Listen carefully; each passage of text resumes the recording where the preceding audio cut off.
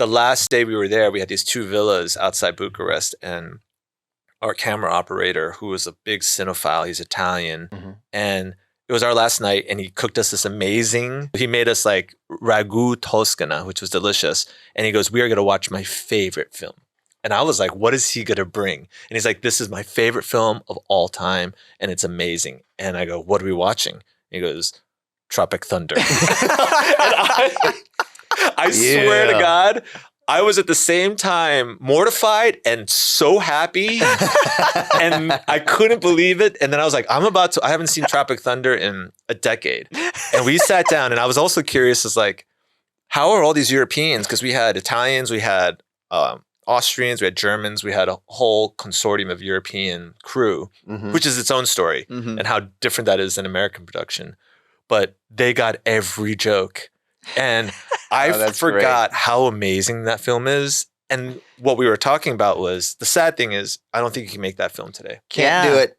Can't do it today. It's so sad. And some of the funniest aspects of that movie are the aspects that everyone attacks they went now. after everybody. Yeah. No one was safe. And but honestly, I have faith that I think like this whole cancel culture and lack of humor, general humor in entertainment now will come back. It has to. It's going to swing back. Well, I mean, look, it's the problem, I think, is that people want to take something that's, for most people, like clearly a joke or clearly intended to, like, you know, swipe at something, you know, and they actually want to take it and try to like take control over that person and what they said, and not allow for the understanding of the nuance of the joke or the deeper meaning behind the joke.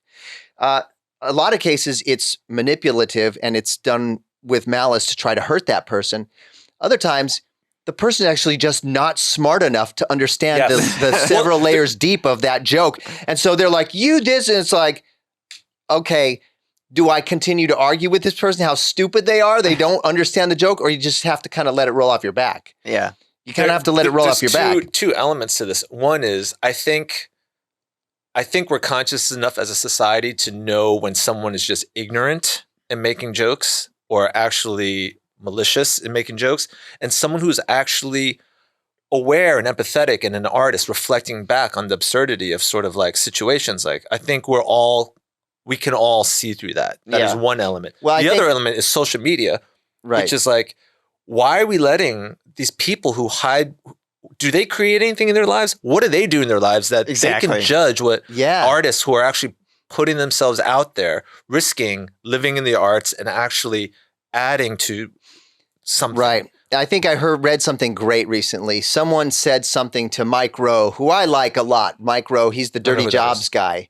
He had a show called Dirty Jobs. Yeah, I remember that job. That show. He was an opera singer, really smart guy. This is what he had said. The person says, well, I can't respect a guy that would say this or that. And he says, what makes you think that I care about your respect? And it's like, so you're some random person on social media. Like, I don't care. I don't care what you have to say. We now know social media, the loudest voice. It's just like the bigger question is, how do we come back from that? How do we create an environment that's not so toxic and like? Well, no. I'm moving to Europe, because here's the thing. Here's the thing. I'm like, not joking. Here's the thing. In watching news and watching even a lot of late night comedians, a lot of that is hate-filled, like one-sided disdain for other people. Like, it's not funny anymore. Like, I loved Jimmy Fallon, Kimmel, like all these guys, but like even Letterman, I was a big Letterman fan growing up.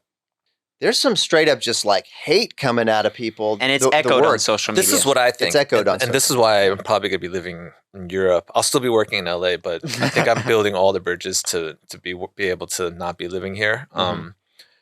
Is that I feel like the romance is gone in America. The concept of that, the idea of like anti-intellectualism is running stuff right now. And there's just you just can't do anything here and be free to sort of make mistakes and learn and grow. And it's sad. It's very sad. And now everything, as soon as you do something, it's immediately judged, and it's being judged by my problem with social media was always the far 10% on the left and the far 10% on the right. Both of them were equally culpable to me gross. Of where we are right now. Yeah. Right.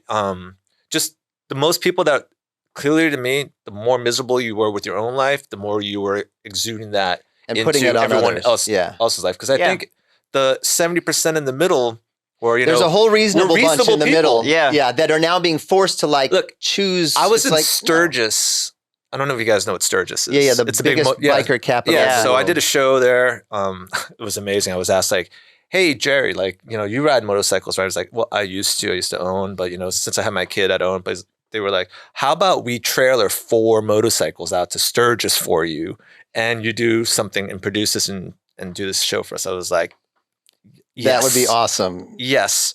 But with that came me really embedding with a lot of trailer parks and camper, sites. And I mean, everywhere, like I could have grabbed some gravel and thrown it at any RV or any group, and they would have invited me over for a beer. And I talked to a lot of people.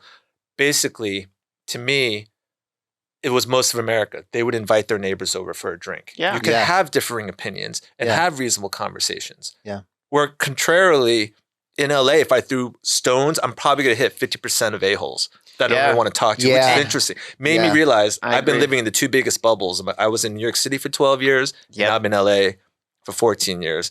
But where I feel like there's real people taking you for your face value for what you are. I feel like New York City has that actually, but Yeah. the middle of the country also has that also. And the social media has given the brand, we've all been branded wrong, I think. Yeah, Yeah, and let's say that. the thing is too is like you hit this perfectly is when you actually sit down and talk to people, a lot of those disagreements fade away. You really understand their perspective, their point of view, where they're coming from. And you wanna it's like- hear them. And you want to hear it. You Yeah. want to have that dialogue. It- that doesn't exist on social media. You can't- And no one's mind will ever be changed. It's just Because this you is can what it type is. something and you don't have to look at someone in just- the face and say it. Yeah, you And just you wipe could your say hands. something mean and not worry about like Yep. what are the consequences of me saying something this angry to someone.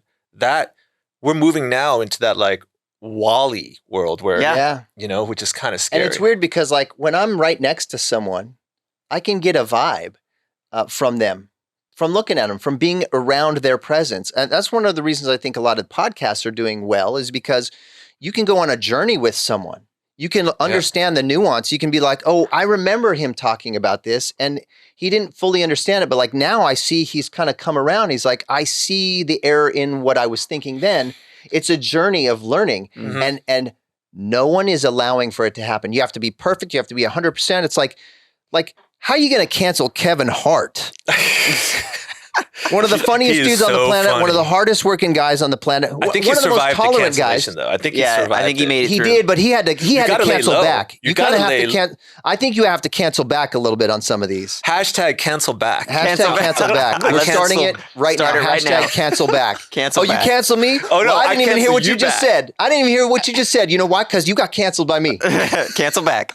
Cancel back. Hashtag cancel back. Oh my God, we are so screwed.